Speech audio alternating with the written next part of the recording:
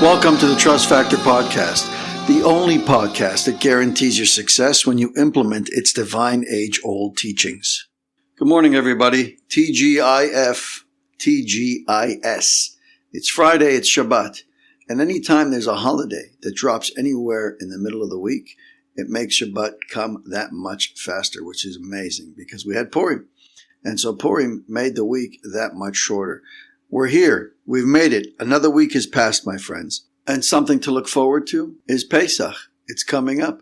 Pesach is going to be here in less than a month, my friends. Now, a lot of people historically, when they hear those words, a shiver runs down their spine. And I get it, especially by the women in the household. Why? Because oftentimes they're charged with making sure that the house is prepared for the holiday, meaning it needs to be cleaned and ready to go. Everybody can chip in, and everybody should chip in, and everybody should help, and it should be a team effort. But I want to point out something very important. And like I said yesterday, I'm no rabbi, I'm no halachic authority, but I'm somebody who learns quite a bit. And here's what I have to say on the subject of cleaning for Passover.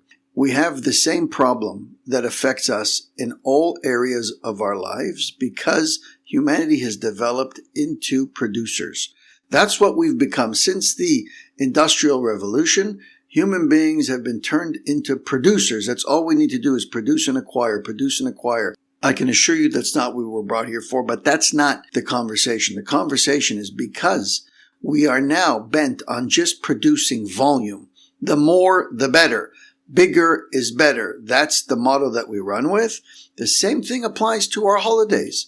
We've by default applied those approaches to life in our holidays, and it's not necessarily right. If you want to utilize the holiday cleaning as a spring cleaning effort, then have at it. But recognize that you're not cleaning for the holiday, you're spring cleaning. If you want to turn your house upside down and inside out and paint the walls and change the carpets and do all these things because that's what makes you feel good, great. Just don't make it seem to yourself and to other people like that is a necessary standard. It's not.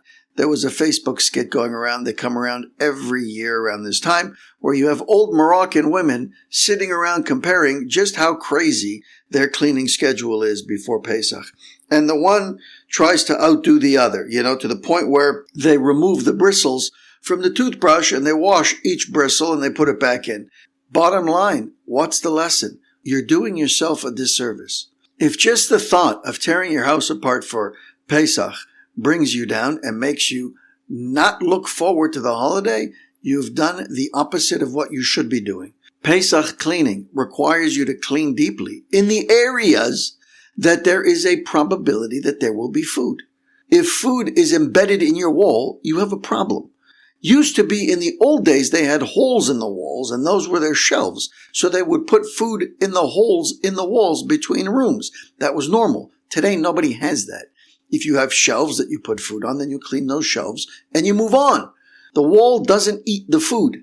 You understand? But people have lost their collective minds in their desire to clean. And in my opinion, it's a lot to do with the fact that it's coming up on spring.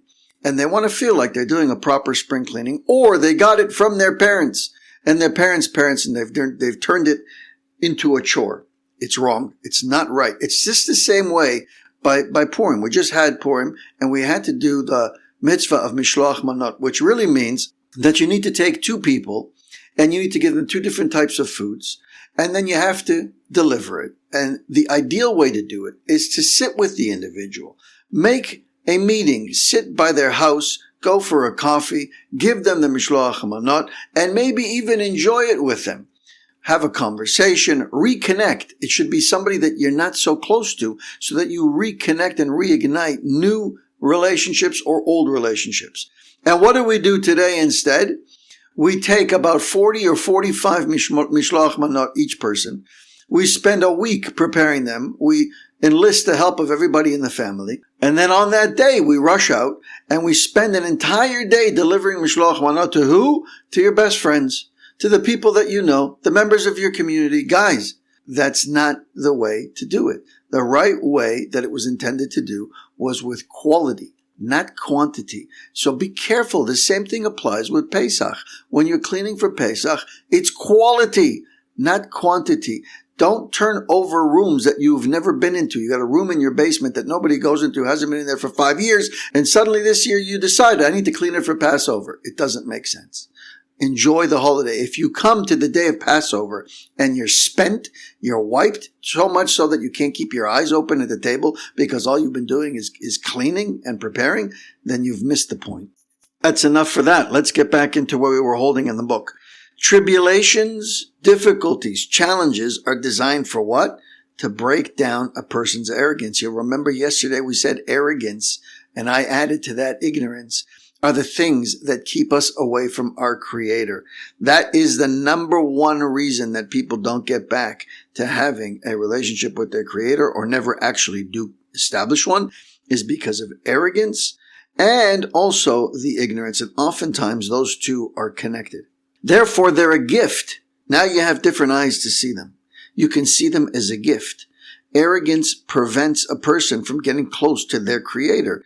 Therefore, that tribulation and breaking down arrogance also breaks down the barrier that separates between a person and their Creator.